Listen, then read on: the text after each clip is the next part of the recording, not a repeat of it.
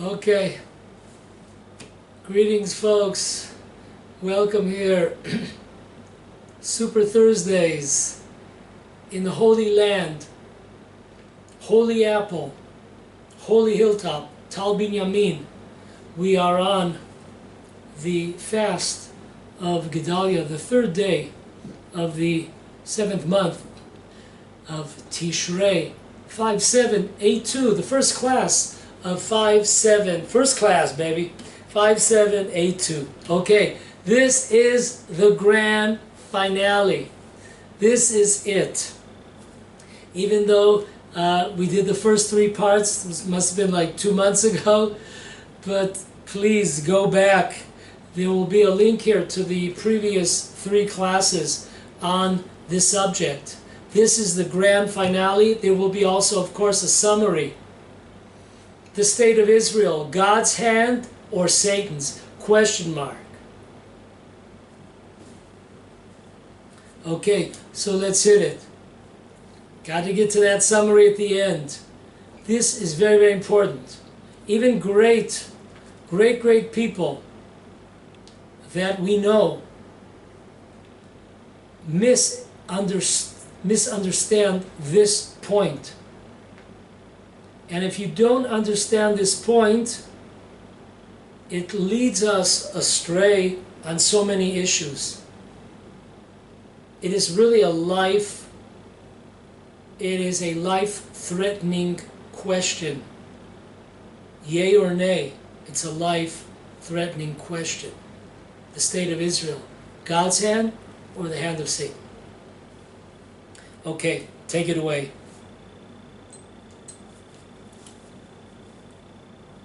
The land of Israel is an entity unto its own.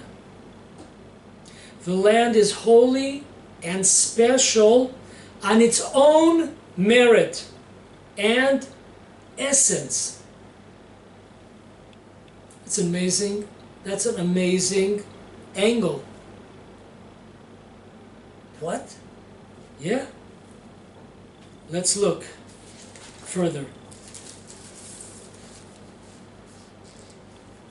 An entity unto its own. Rabbi Avram Kook writes in Orot the following: the land of Israel is not a means to an end, but rather an end in itself. Oh, I'm going to Israel to become closer, spiritually, greater. It's not a stepping stone to become, to arrive. It is an end in itself. It defies rationalism. It is a mystical dimension. The land of Israel is not something external, not an external national asset or a means to collective solidarity. Oh, the land of Israel is to turn us into one people. No. That's not why we received the land of Israel, in order that it would be a catalyst to make us into one nation. Does it? Yes. But that's not its essence. Or even the land of Israel is not a concept of strengthening our nation's existence, physical or even spiritual. These are heavy-hitting words of Rabbi Kook. You would think, right, the Zionists came up with the land of Israel as a refugee country for the Jewish people who have been persecuted over the generations. That is not the purpose, the essence of the land of Israel. Does it protect us? Does the land of Israel help protect the Jewish people? Of course, but that is not its means. That is not its purpose. The land of Israel is an essential unit bound by the bond of life with the nation of Israel. That's an amazing thing. The land of Israel and the people of Israel, we are spiritually, we are bonded together. We are one. United by inner characteristics with its existence. Amazing words. Rabbi Kook writes in many places, people are mistaken, listen closely dear friends, people are mistaken when they believe the land of Israel is special and holy due to the fact that it was given special additional commandments. That's why Israel is special, because here there are more commandments than outside the land of Israel. No, you get gong, boom. The opposite is true. Big time. Because the land is so unique and special on its own merit and right, it was given additional special commandments. The land of Israel is not dependent on commandments. The commandments are dependent on the land of Israel. As we say in Hebrew, mitzvot hatluyot ba'aretz. They're dependent on the land. The land is not dependent on the mitzvot, on the commandments. Folks, this is an amazing grand slam. The ball, as Tomer Dvorah likes to say, the ball is still traveling. It's still out there. Most of us have grown up. Most of us believe that the specialness of the land of Israel is only because of the fact that there are more commandments.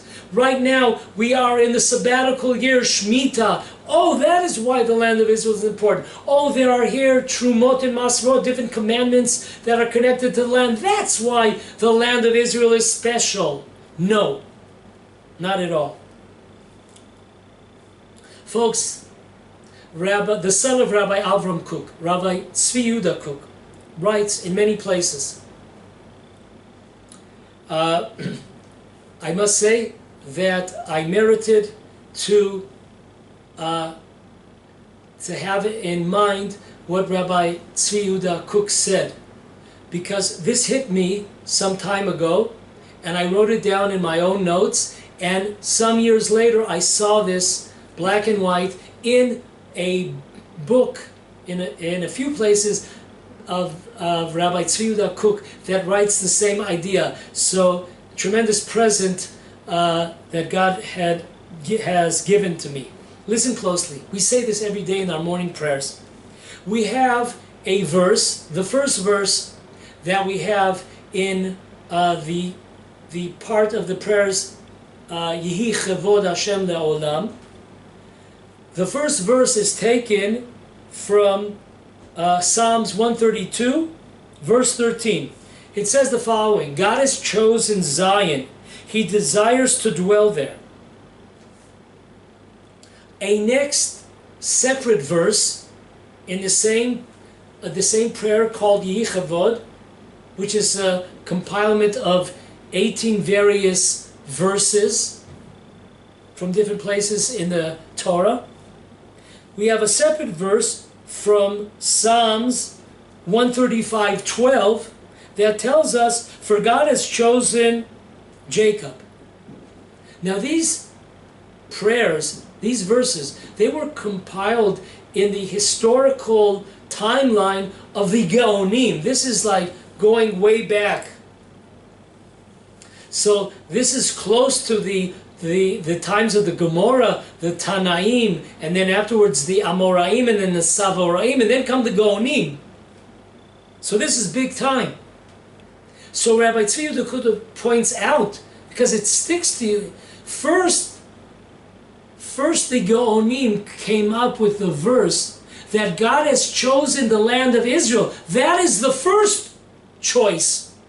And only later we are told that God chose Jacob. But first, gold medal, Tokyo 2021, gold medal goes to the land of Israel, for God has chosen the land of Israel to dwell in. And only later is Jacob chosen to be the special nation.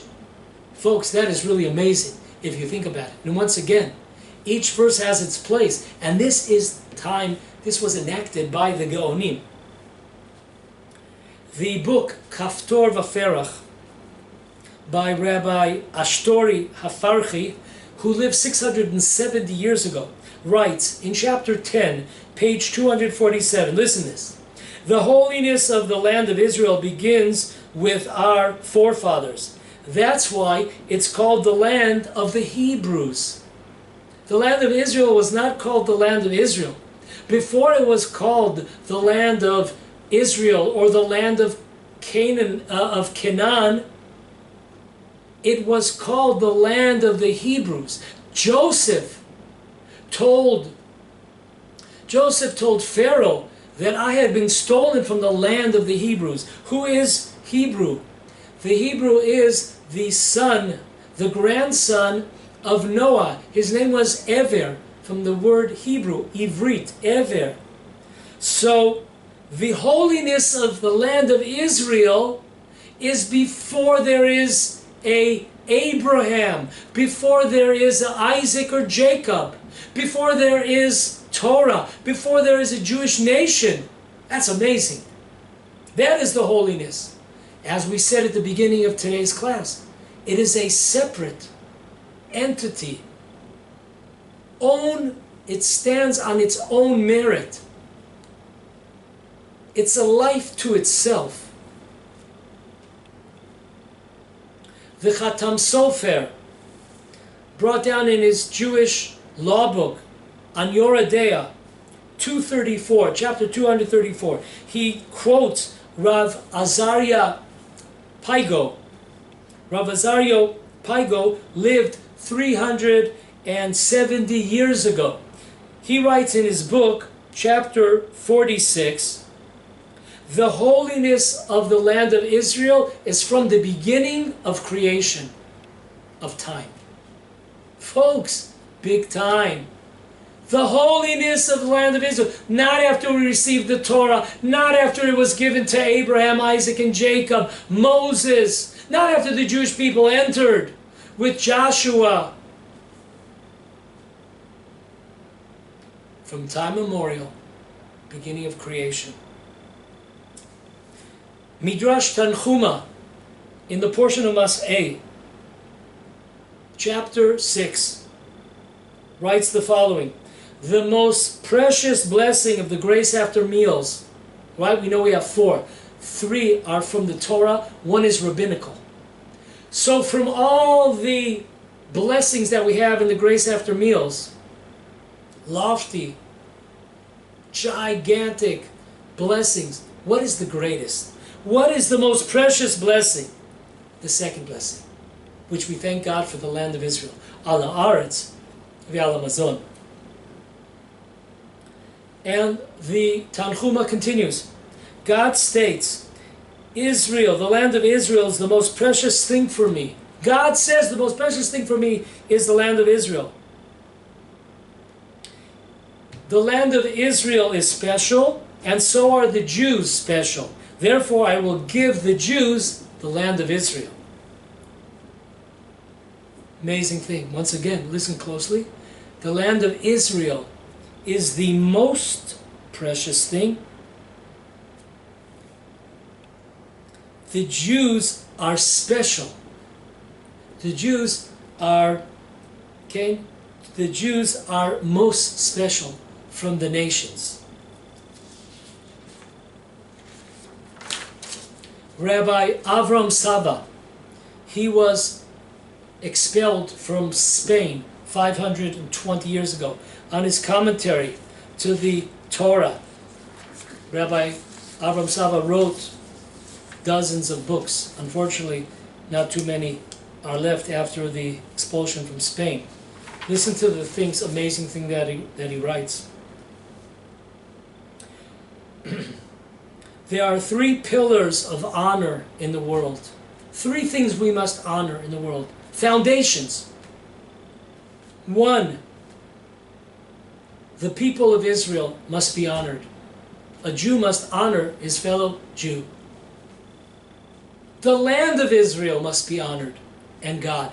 Folks, can you imagine on one plate?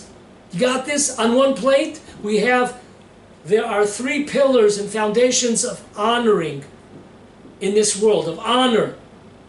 God, the people of Israel, and the land of Israel.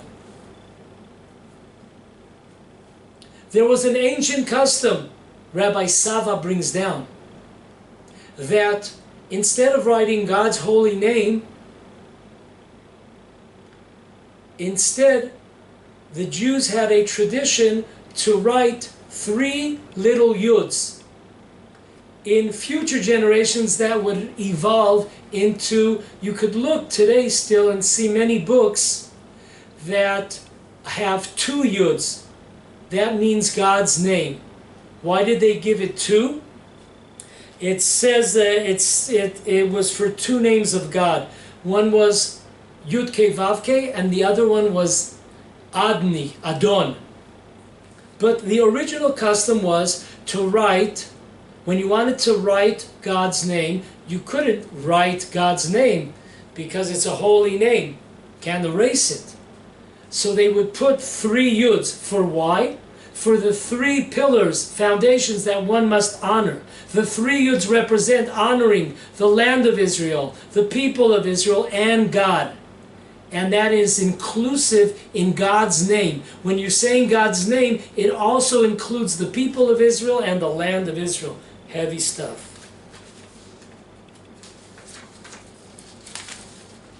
Listen to this one. I mean, I would never say this, but it's the Tzroar Mor. The Rabbi Avram Sava says it. You could take it to the bank. Though the Jews denied God's strength and ability to bring the Jewish people into the land of Israel, they did not, listen to this closely, they denied God's power, ability. Amazing. That is a big transgression. Listen to what he says. Though they denied God's ability and strength to bring the Jewish people into the land, they would have not been punished so severely if they did not speak against the land of Israel. With blasphemy, to say that God does not have power against the nations of the world. Blasphemy! Even so, they would not have been punished so severely if it wasn't for speaking badly about the land of Israel. We see, but it's a land, it's mountains, it's rivers, it's oceans. No, it's a live entity. The land of Israel is alive and well. It is written in the Mishnah, in the tractate Erchin, page 15, side A. The decree to leave the Jews in the desert for 40 years, to roam the desert for 40 years, was sealed when they spoke badly about the land of Israel. The land! Rocks, dirt, earth.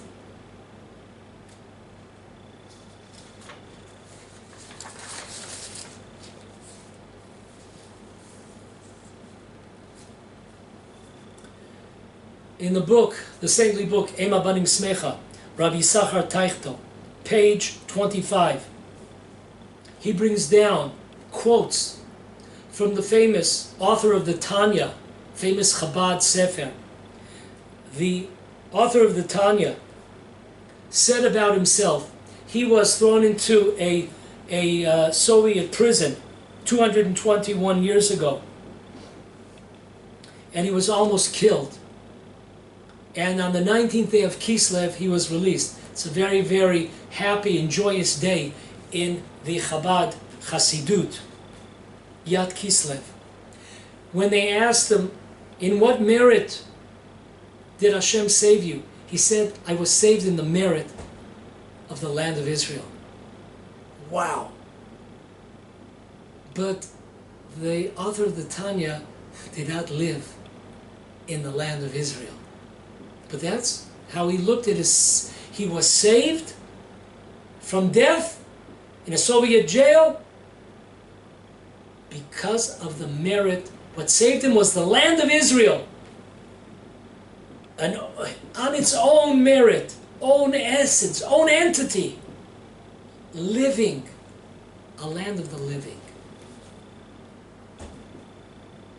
It says in the book of Leviticus, chapter 26, verse 42, I will remember the covenant of Jacob, and the covenant of Isaac, and the covenant of Abraham, and the land I will remember. So we go backwards here, Jacob, Isaac, and Abraham. Rabbi Richter, in his book, Ema Banim Smecha, page 25, concludes, even if we lose, the Jewish people will lose the merit of Abraham, the great, the superior Isaac and Jacob. If we lose all three of their merits, we no longer have their merits to defend us and protect us. We will be redeemed in the merit of the land of Israel. Folks, when looking at these words of Rav Teichtel, thinking that this is a new idea by Rav Teichtel, it's not. It can be found in the Torah Shlema on the portion of Bechukotai. It says the following. Rabbi Levi says that the verse in Leviticus 26:42, and it says, I will remember the land at the end. When all is failed, Jacob, Isaac, and Abraham, I will remember the land.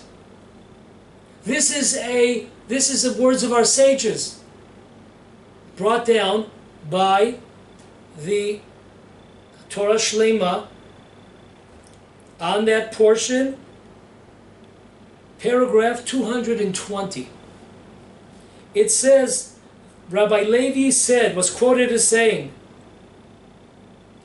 the covenant to give us the land of Israel is so great that it equals all three of the covenants on the other side. So you have the covenant of giving the land of Israel on one side, on the Richter scale, man. And on the other side of the Richter scale, you have Abraham, Isaac, and Jacob. They are equal.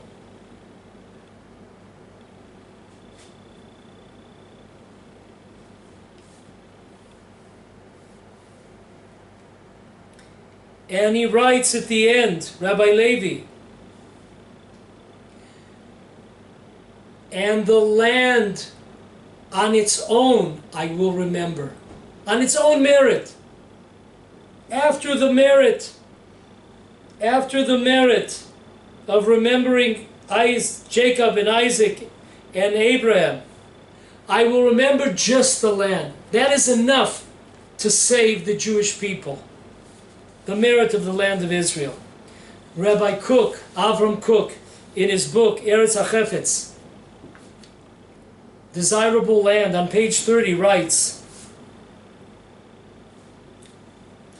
the land of Israel and the Jewish people are bride and groom. Two parts of one soul. Do we understand what we're talking about here? Today people delay the age of marriage. So many people in their 30s are living still today with their parents. It's a big problem. A great friend of mine told me many years ago that I would never in a million years think of getting married. What stupidity marriage is, he told me. Folks, we know in the Torah that a person is commanded to get married. It's a commandment of the Torah. Actually, the first commandment of the Torah. Why? Because God created Adam and Eve, and they were one soul. And then they were split. And the idea in life is, the goal in life is to find the other half of your soul. Because if you're missing half of a soul, imagine you're on one leg, you're crippled. Imagine you have one hand, God forbid. You are a cripple. If you are not married, you are a cripple. You have a half of soul, half of your soul. You are missing a half of other soul, of your soul. And Rabbi Kook says, the land of Israel and the Jewish people are likened to a groom and a bride. We are one soul, the land of Israel and the Jewish people. Half and half, the two halves come together as one soul. Folks, you can't get heavier than that. If you're still standing up, something's wrong. Have a checkup. Sfat Emet, on the portion of Mas'eh in Numbers, in the year 5647 writes, the people of Israel need the land of Israel, and the land of Israel needs the people of Israel. Once again, bride and a groom. A bride needs the groom needs the bride. Without each other, cripple, handicapped.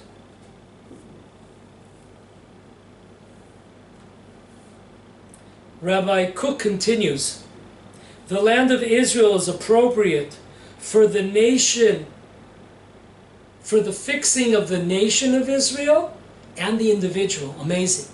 Many times people only care about their individual self or selves.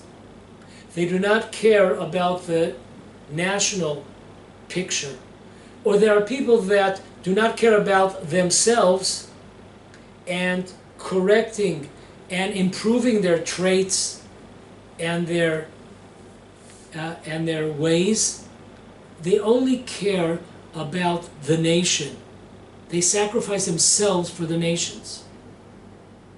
Both are incorrect. You need a mixture of both of them. Individuality, I have to improve myself, and collective. So,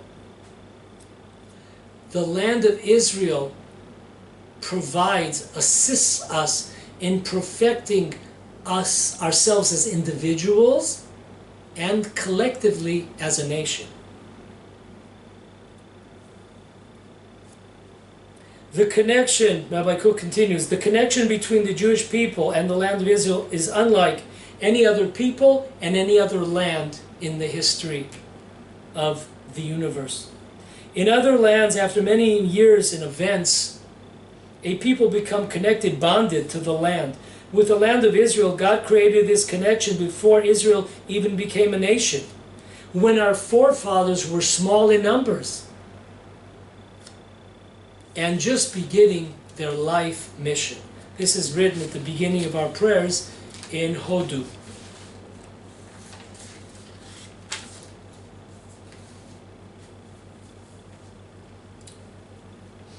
In the tractate Yevamot, page 63a,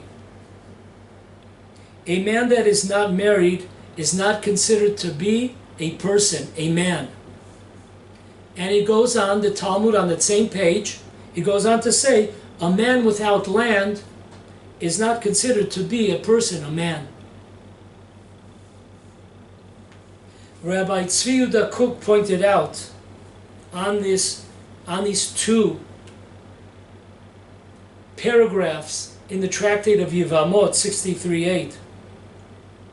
The results of the Jewish people being exiled for 2,000 years has been devastating for the Jewish people.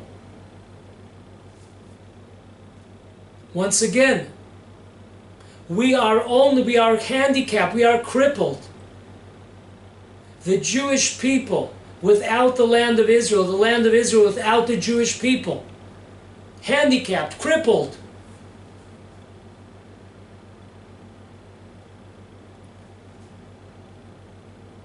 Just like a man who is not married is not considered to be a person because he's missing half of his soul. He's not a person.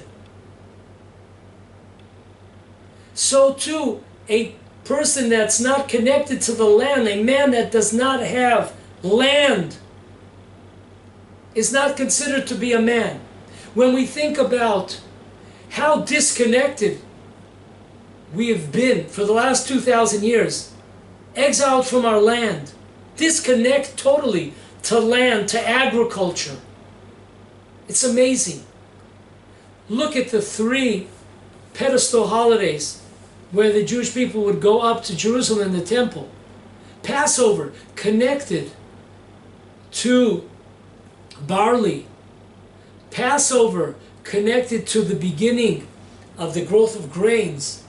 Shavuot, connected to wheat grains. Sukkot, connected to water for the land of Israel. Or Shavuot, we have the 2 showbreads out of wheat. For 2,000 years we've been missing a part of our soul. That's why we'll see actions in Israel taken by government or by army. You will see it in no other places. Why? The Jewish people giving up many portions of our land, you will see, with no other people. Why? Because for 2,000 years we've been handicapped and we're ill. We're slowly coming back to ourselves.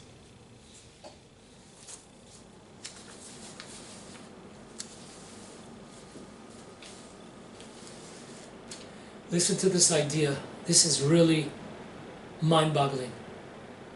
This is Grand Slam material. This is Stanley Cup. In the book authored by Avram Avinu, Sefer Yetzirah, the book of Yetzirah, it says in chapter 5, the letter that represents the month of Iyar. Once again, remember, Iyar is the month of the victory of the War of Independence, the victory of the Six-Day War in 1967. So we have 48, 1967. These are the 2 big events for the Jewish people in the last 2,000 years. The letter of the month of Iyar is the Vav. Now, Vav represents in Judaism a connecting letter. Ve, you want to say something, and Ve, you add the letter Vav. It connects. The book Maaseh Rokem literally hits it out of the ballpark, and it is still traveling. He writes it on page 81. Imagine this. Nisan represents physical redemption of the Jewish people, the exodus of Egypt. Skip a month of Iyar. We'll get back to it in a second. Sivan, the receiving of the Torah. The Jewish people are now redeemed, are now free at last. Spiritual freedom. So you have Nisan, the first month of the year, represents physical freedom from slavery, from bondage, for 210 years in Egypt. You have, on the 3rd month of the Jewish year, Sivan, we have the spiritual redemption of the Jewish people via the receiving of the Torah. What connects the two? We said a person in this world needs two things. They need a spiritual soul and a physical body.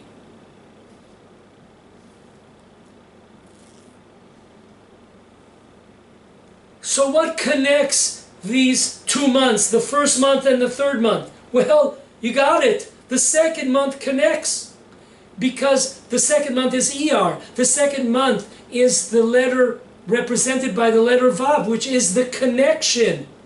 ER is supposed to connect the spiritual freedom and the physical freedom. What is the land of Israel? Returning to the land of Israel. What is it meant during this month of ER, of all times? The War of Independence, ER. The 6-Day War, ER. What is the goal? What is the message God is yelling at us? The message is clear. The purpose of ER is to once again reconnect the physical and the spiritual into one. And that is created in the land of Israel. Folks, this is an amazing thing.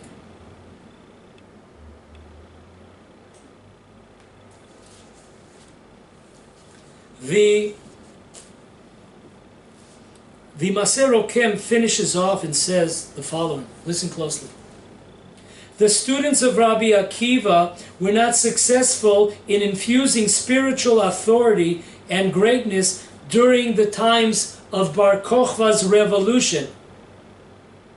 Thus, they passed away during Iyar, the most opportune time of the year to connect the spiritual with the physical. Listen closely. Comes the Maser Okem and he hits it. Out of the stadium. It's still rolling the ball. And he tells us, why did the students of Rabbi Akiva? It's true that they died for a few days in Nisan. It is true that they died for a few days, okay, for a few days in Nisan. But the majority of the students that died, they died during the month of Iyar. That is the most.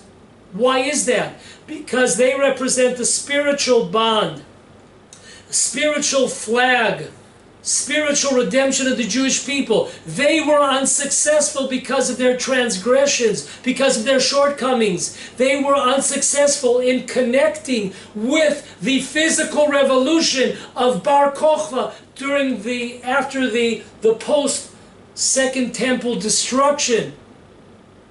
So they are responsible for the disconnect between the spiritual and the physical. Those are big words. That is a big accusation. But folks, fast forward. Rabbi Daniel Gladstein quotes one of the leading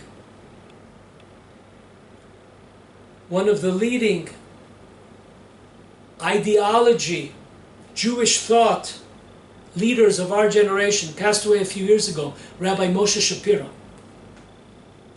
He quotes him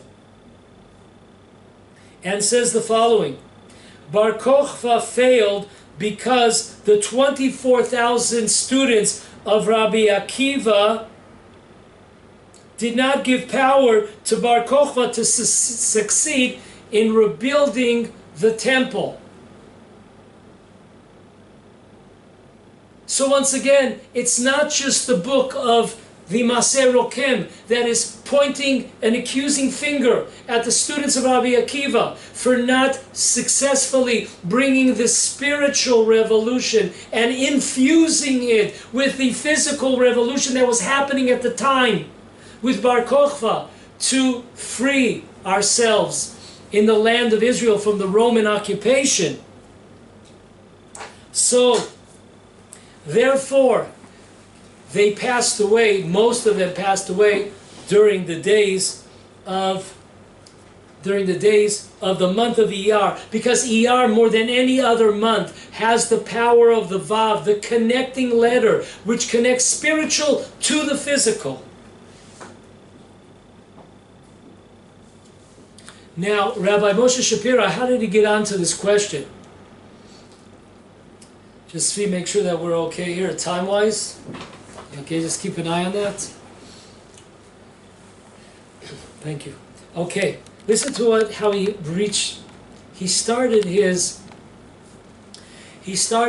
journey by saying this mourning period, M-O-U-R-N-I-N-G, the mourning period of the students of Rabbi Akiva is very unusual. Why? Because we have certain principles and foundations. The Jewish people, we mourn on a community level. We mourn only when the issue is the destruction of the land of Israel or the temple. If you look at all the fast days that we have, we're talking about those that are mentioned in the verses in Zechariah and other prophets. We're talking about the 17th day of Tammuz, connected to the breaching of the walls. We're talking about the 9th day of Av, destruction of the first and second temple. We're talking about the fast of Gedaliah, which was because there remained no Jews left in the land of Israel. The Jewish hope to continue autonomy in the land of Israel was finished today, on the 3rd day of the month of Tishrei. Today, the last Jews were exiled, and our hope to return to the land of Israel, though we were exiled by Babylonia, but they did give us permission to remain in the land of Israel, a certain group. Our fight and struggle for autonomy was finished. So, Rabbi Moshe Shapira asked a tremendous question. How could it be that we mourn the students of Rabbi Akiva? What is the connection to the mourning of the students of Rabbi Akiva and the destruction of the temple? It seems on face value there is no connection. Not so. Here's what he said. It was Zechariah chapter 8.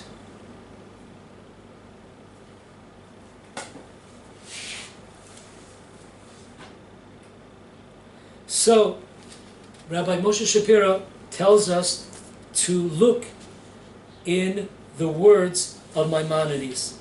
Maimonides writes in the Laws of Fasting, chapter 5, Law 3. He writes, on the 9th day of Av, the first temple was destroyed. In the desert, it was decreed that the Jewish people would have to wander 40 years in the desert. And the city of Beitar, the big city of Beitar, that is where the revolt took place by Bar Kokhba and his soldiers, it was tremendously metropolitan for the Jewish people. There were tens of thousands of Jews that lived there. And they had a great king. And they all believed, also the great sages and the Jewish people, that this person, Bar Kokhba, would be the King Messiah. And this destruction was like the destruction of the temple. Listen to the words of Maimonides. Amazing. Rabbi Moshe Shapira. Amazing how you came up with that. Folks, these are exact words of the Maaseh Rokem that we quoted. These are the words of Rabbi Moshe Shapira. The students of Rabbi Akiva could have brought the rededication, the resurrection of the third temple. But unfortunately, the students of Rabbi Akiva sinned, and they brought all the Jewish people down. So the fact is that when we mourn the students of Rabbi Akiva, the 24,000 students that were killed during this time, between Passover and the Shavuot holiday, we are mourning the fact that they were not able to bring a spiritual revolution and liberation to the Jewish people, thus connecting the physical liberation that was taking place, that was successful at the beginning for 3.5 years by Bar Kokhba and the Jewish soldiers. So therefore, as Maimonides writes, this is equal to the destruction of the temple. The fall of Beitar, it could have been, if not for the sins, transgressions of the students of Rabbi Akiva, this could have been the rebuilding of the third temple. And once again, the fuse of the two revolutions, bringing the two halves together to a completion. One is the physical and the other is the spiritual. That is represented by the letter Vav, the letter that connects two powers becoming one. And that letter is represented in the month of Iyar, the month that took place, the two greatest historical events in the last 2,000 years, the War of the Jewish Independence in 1948 and 1967, the Six-Day War.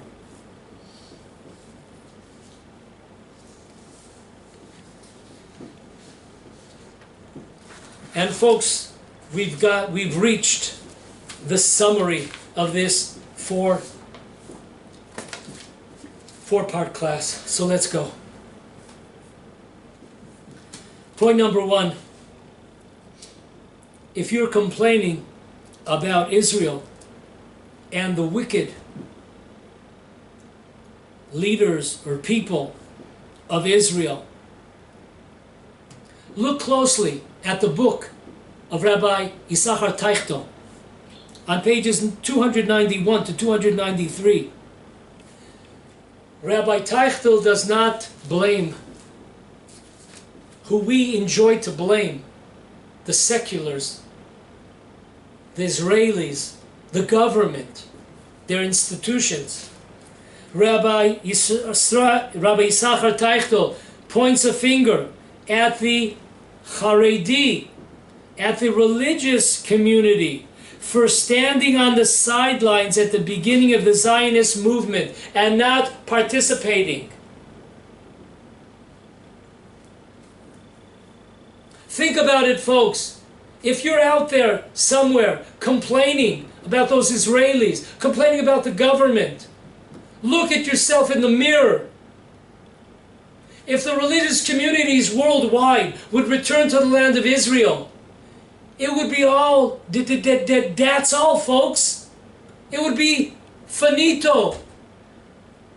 We would have a majority and the whole situation here. So if you ever open up your mouth to badmouth these wicked people here in Israel and their institutions, which they are evil, before you do that, look in the mirror and open your mouth against yourself.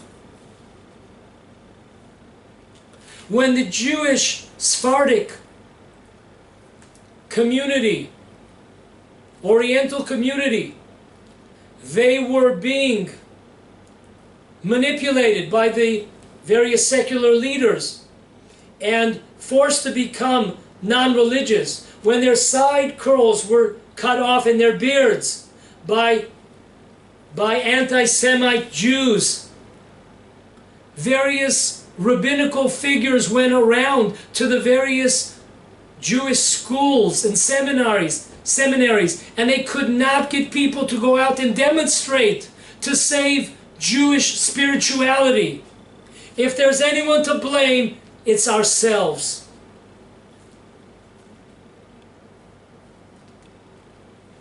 Number two, because in the past we've given statistics, look back at previous classes, because of the rise in religious population in the land of Israel, this minority population, they know their time is limited. So they must do as much damage now as possible, because the future belongs to the Torah community. Remember that.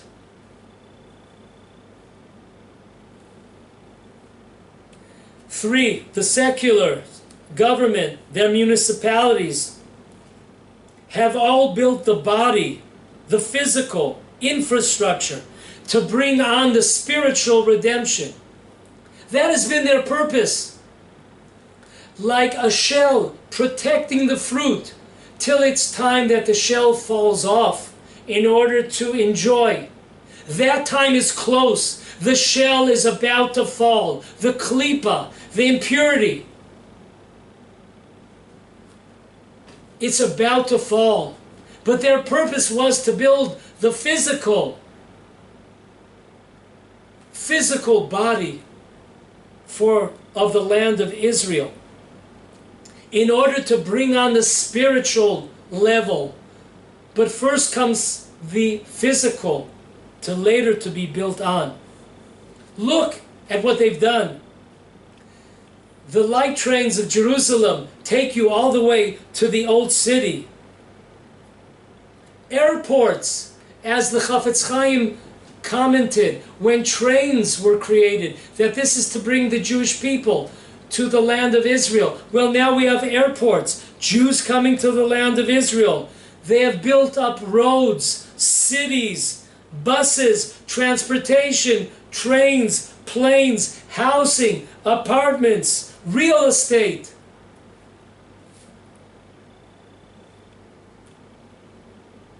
They've built the body of the land of Israel, and now it is time to build this next level, which is a spiritual level. This reminds all of us of a tractate of the Talmud in Avodah Zarah, page 2, side B. When the Romans in the end of days, or the Gentiles in the end of days, will claim that all they did, all the technology that they brought to the world, the bridges and the roads and the bathhouses, all of it was so the Jewish people could sit quietly and learn Torah. The amazing Beit HaLevi on the Torah, on his commentary on the Torah, 220, he asks a tremendous question on this Talmud. God calls them fools. You are fools. That's why you built up your cities in order for Jews to learn Torah? What a joke. You built up your cities to do all kinds of pleasures and sins. But interesting, God does not call them liars. He calls them fools. And the Beit HaLevi, the Brisk, says an amazing line. They aren't lying.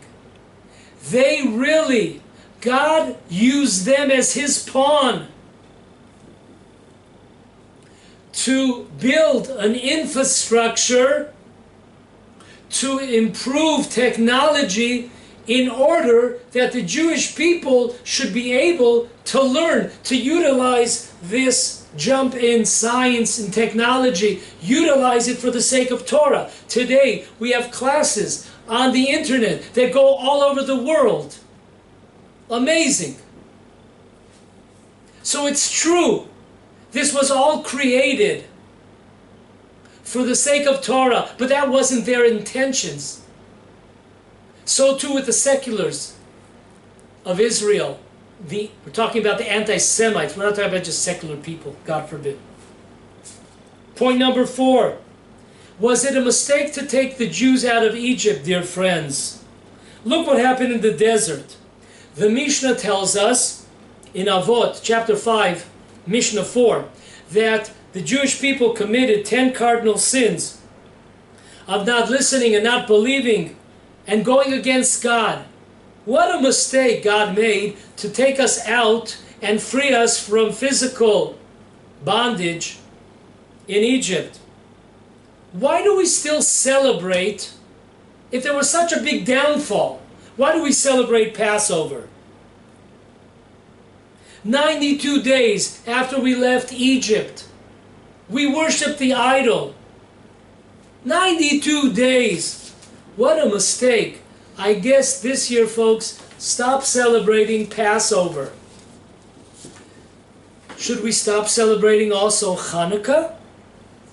Look how lowly, look what type of lowly and sinful kings came shortly after the tremendous revolution and success, liberation of the Hashmonaim. Look at their family. Look as a few generations went by and it all was downhill. People that fought against, people that killed Jewish scholars, murdered them. Maybe we should stop celebrating Hanukkah. Maimonides in the Laws of Hanukkah, chapter 3, Law 1 explains the celebration of Hanukkah is due to the fact that the kingdom, the independence of Israel came back for some 200 years. In order to lead a revolution, a spiritual revolution,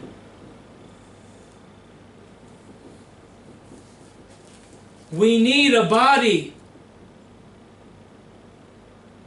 And the Jews woke up when they saw that they were being spiritually and physically annihilated by the Greeks. They woke up and they began a physical and spiritual revolution. Number 6, the land of Israel is turned into the Torah capital of the world. In the words of the Netivat Shalom, the Holy Slonim Rav, in the portion of Lech Lecha, page 75, the divine presence no longer rests outside the land of Israel. And folks, as we said, it's only a matter of time where there will be a majority of religious in the land of Israel. The divine presence has left outside the land of Israel. Number 7, redemption is a process. The Gra, the holy rabbi, the Gra, he called the outside the land of Israel a cemetery of the Jewish people. A cemetery. For 2,000 years we were dead. It's a process, folks. It's not in 1 minute. It's not in 1 day. It's a process. First building up the body, and then building up the soul. A child, till the age of 13, he builds up his body. And at the age of 13, the spiritual good inclination, spiritual soul comes into a person. The Talmud tells us in the Jerusalem Talmud, in the tractate of Brachot, the first chapter, the first law, it is dangerous. Once a person's been in darkness, it is dangerous for a light to shine after being in darkness. Do we hear those words? HaKadosh Baruch Hu has brought us out of 2,000 years of death, of a cemetery, of darkness, to receive a light as bright as the redemption. It is too dangerous. It is a process.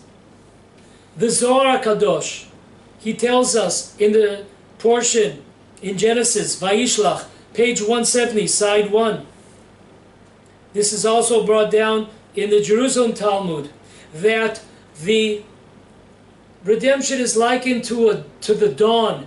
It's a slow process. It is not dark and light outside in 1 minute. If you're ever outside at night, you see that it is a process. It gets a little bit lighter, a little bit lighter. When it gets dark, it doesn't get dark in 1 second. It is also a process. Remember, our sages have told us that the redemption process is likened to this. 8.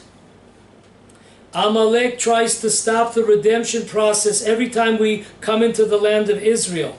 Amalek also, as we know, many sources tell us that the Erev Rav, the multitudes of converts from Egypt, the letter Ayin, each letter, they have 5 letters, Erev Rav, each letter represents another nation. The Ayin represents the Amalek. So there are Jews that have within them not only Erev Rav qualities, but Amalek qualities.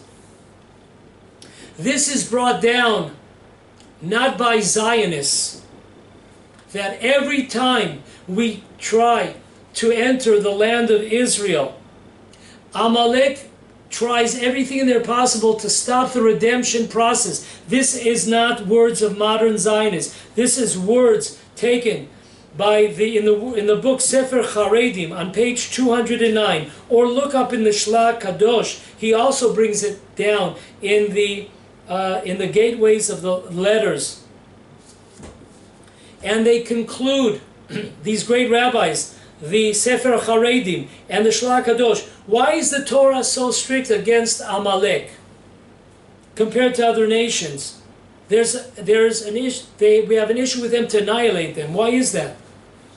Because of the fact that they try to stop Jews from returning to the land of Israel, thus bringing the final redemption process. Folks, do we hear these words? How many of us are responsible